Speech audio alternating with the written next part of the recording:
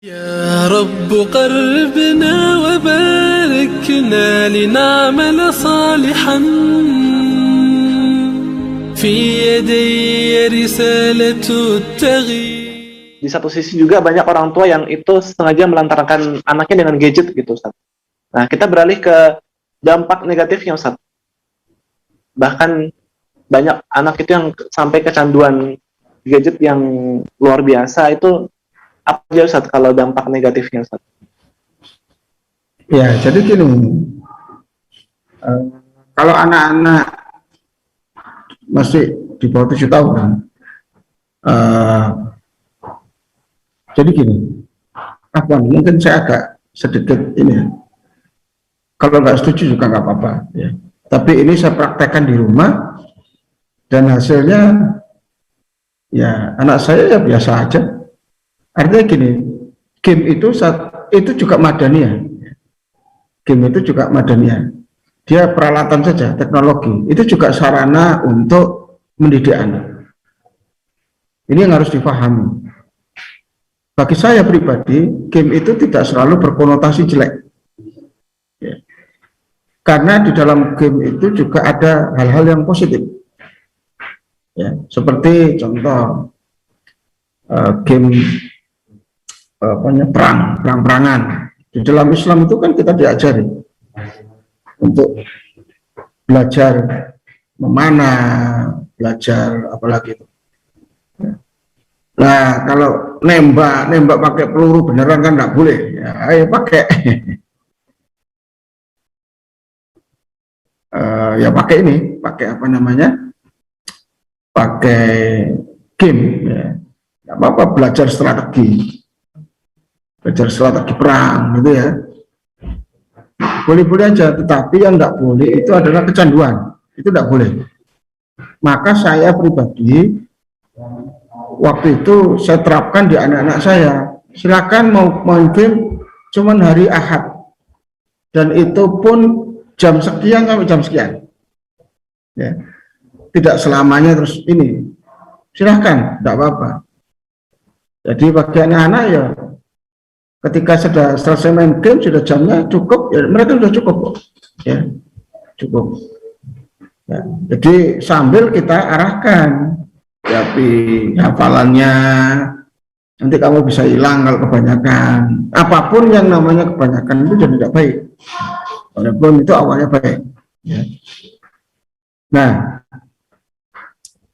strategi saya itu tidak melarang, tetapi mengatur, kita atur. Jadi gimana supaya nggak kecanduan?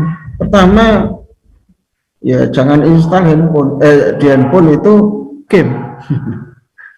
Nah, kalau diinstal game, bagaimana kita bisa mengontrol anak-anak? Kan gitu. Apalagi handphone ditaruh digeletakkan, langsung disaut. Ya. Handphone saya juga begitu kok. Nggak bisa lama, dulu itu nggak bisa lama bertahan, baru naruh, udah, loh mana tadi handphone, udah dipakai sama anak-anak itu.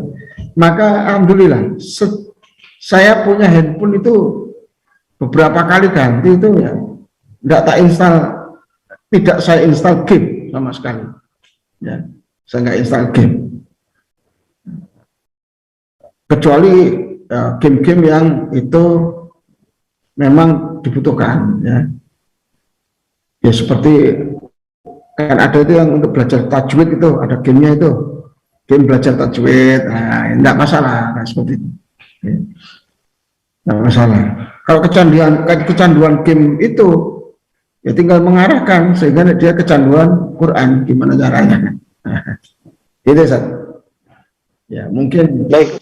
Saya agak berbeda, tapi itulah fakta yang saya praktekkan di anak-anak saya, dan alhamdulillah yang nomor satu ini programmer.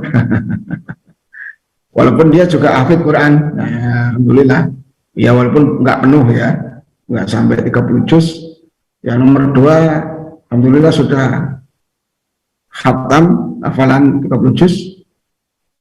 Yang nomor tiga anak saya tiga. Nah, ini yang adiknya ini baru masuk pondok hafid Quran. Semuanya juga suka main game. tapi hari-hari tertentu saja. Dan gamenya juga saya kontrol, nggak boleh sembarangan game. Namanya anak-anak juga suka suka main ya. Kalau anak-anak nggak boleh main itu gimana? Ya.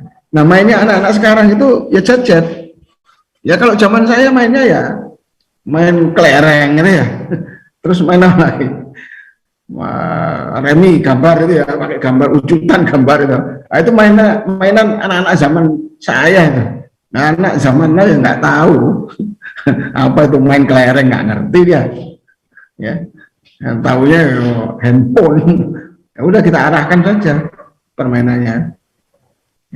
Terus kita atur, kita batasi, kita jelaskan bahwa boleh bermain, tetapi jangan banyak-banyak. Jam sekian, jam sekian. Peraturannya harus jelas.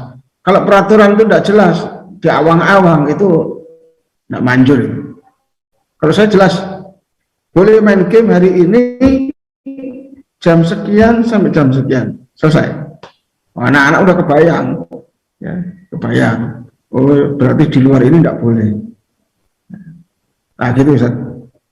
يا رب قربنا وباركنا لنعمل صالحا في يدي رسالة التغيير